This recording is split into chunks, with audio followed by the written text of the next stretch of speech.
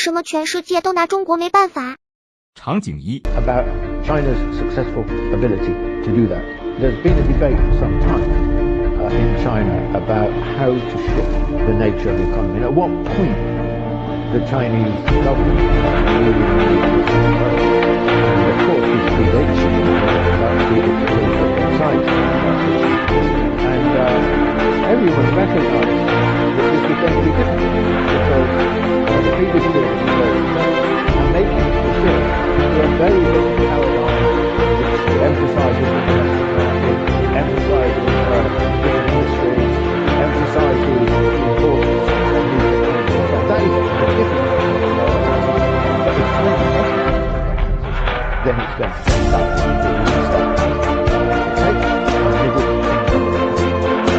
What do I think about that?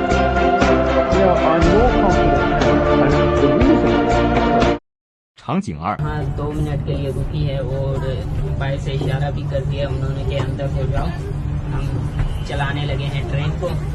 इस bullet train में second class होती है, फर्स्ट क्लास होती है और बिजनेस क्लास होती है सेकंड। दरवाजा बंद हो रहा है।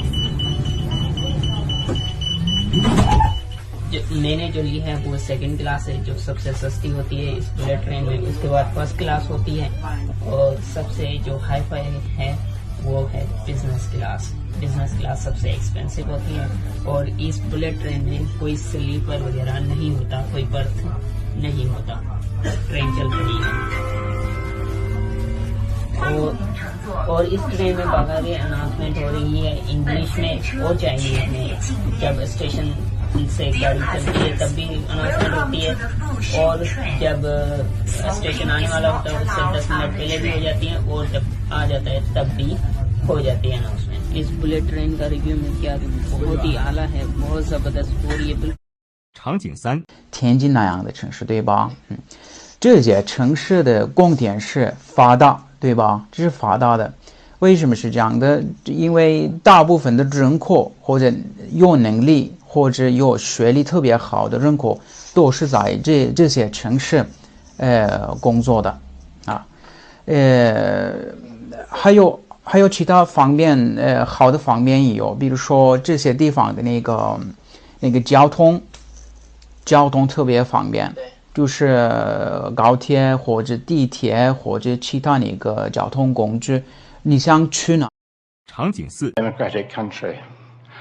I don't believe that the descending problem can be overcome in democracies.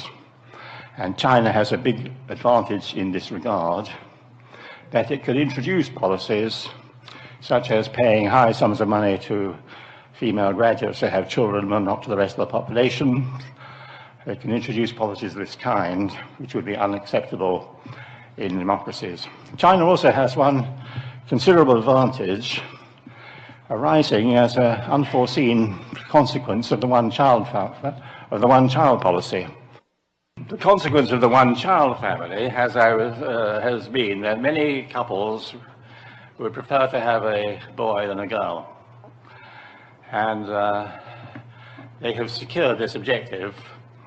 So there are many more young men in China than there are young women. This could have a significant eugenic effect because it places power in the hands of women to select men. Women who select men as their mates and marriage partners generally select men who are intelligent, successful. 场景五马龙好像是在看一个2倍速的视频，而意大利给我的感觉一直都是慢悠悠，很悠闲。博洛尼亚和北京都是当地非常时尚与发达的城市，可是呢，2个城市呢还是有很多的不同。先从购物说起吧。在意大利呢，人们支付的时候呢，通常是使用现金或者银行卡，而在中国呢，现金已经没人用了。比如说我来到中国的时候，拿着我的钱包正准备现金支付，可是人家呢又找不了，所以呢只能微信和支付宝支付。场景六 What percentage of China's 1 billion citizens were struggling to survive on less than $2 a day? Take a guess. 25%? 50? 75? 90. What do you think? 90. 9 out of every 10 on less than $2 a day. 2018, 40 years later. What about the numbers? What's your bet? Take a look.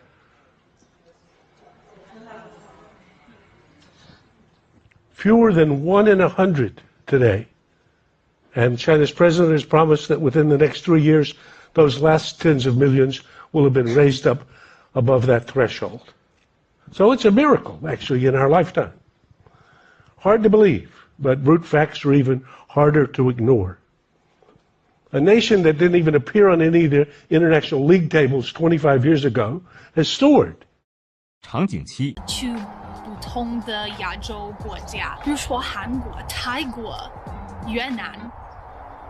哇，中国的发达突飞猛进了，当今有新鲜感。我的心里每天都告诉我，这里你应该住在这样的地方。你很年轻，你可以跟中国一起继续发展，这样会成功。下一点，我现在在加拿大，因此我没有太合适的学习中文环境。在中国，好像我可以更快的学习中文，跟中国人交流。我知道有一天我会说的流利。下个原因，我觉得在钱的问题上，我可以省下钱，然后投资很多，因为中国的东西比较便宜。场景8显延长线，然后它只有 USB 插头跟一般的插头。我用过大陆制的小米行动充，行就正常。其实它的使用都跟台湾一样，没什么差别，还比台湾卖的便宜。国中的时候好像用过小米手机，可能就是最简单一个，就是你打开你的内镜，你的五官快不见，跟你的五官很清晰这样。哦，小米体重计算吗？我觉得还行哎，因为我买那一款就是可以连手机，就是什么体脂、体重直接帮你记录。就是你不用一直弄笔抄啊什么的，就是可以直接用手机直接看到。小米2代它还可以，好像1000以内吧，我有点忘记。用过大陆的小米行充，充蛮快的，就是它可以充蛮久的，蛮大的。现在包包很多东西，小米行充就是蛮大的，包包放太下这样。我iPhone用5G 的时候是大陆制的，我个人是觉得没有差别。就我用大陆制的，好像就是都蛮习惯的，不会有什么大问题。有好也有品质差的，有买一个测试温度或湿度的机器，没有很认真看的小米的，好像我妈又买了第2台，因为很便宜。场景9 Not probably because the Russians could not. They were isolated. The world was hostile towards this first socialist country. The Chinese didn't have that particular burden, and the Chinese have done very, very aggressively entering into the world economy. So the role of the world in the Chinese story is much greater than the role of the world in the Soviet story. And correspondingly, the Chinese did something else the Russians never did. They allowed the private capitalist sector to become much, much larger than the Russians ever did. So that 场景10 And our friends on the other side said, what do we do now? Let's do a tax cut where 83% of it goes to the top 1% of the wealthiest people.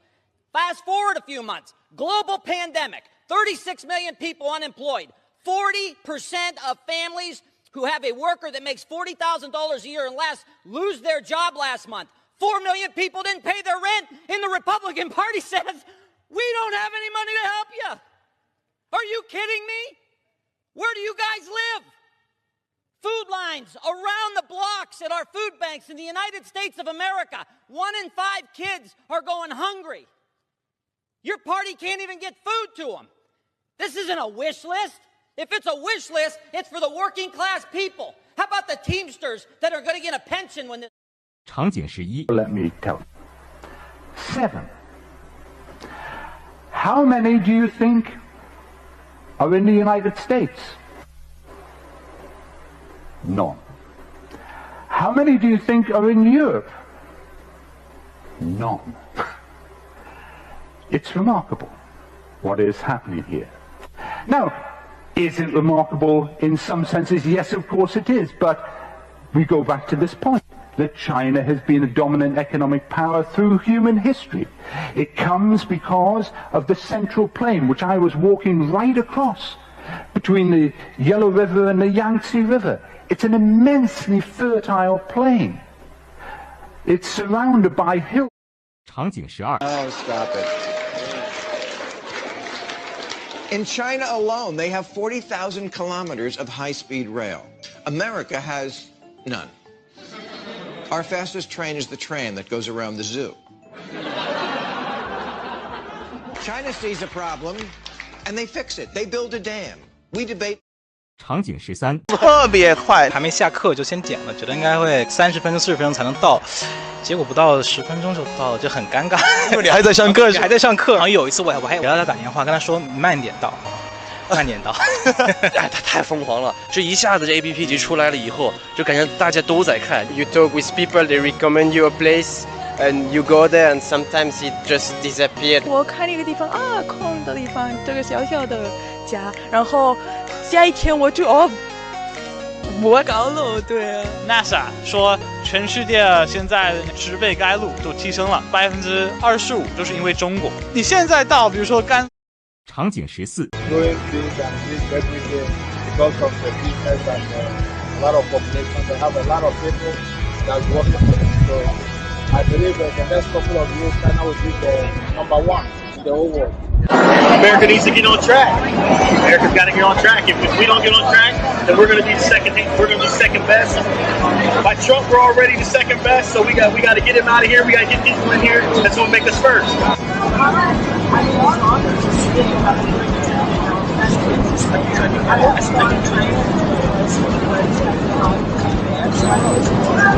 Wow. 场景15。解决问题或者不同的看法，他们让我看世界在一个新的方法。你明白我的意思吗？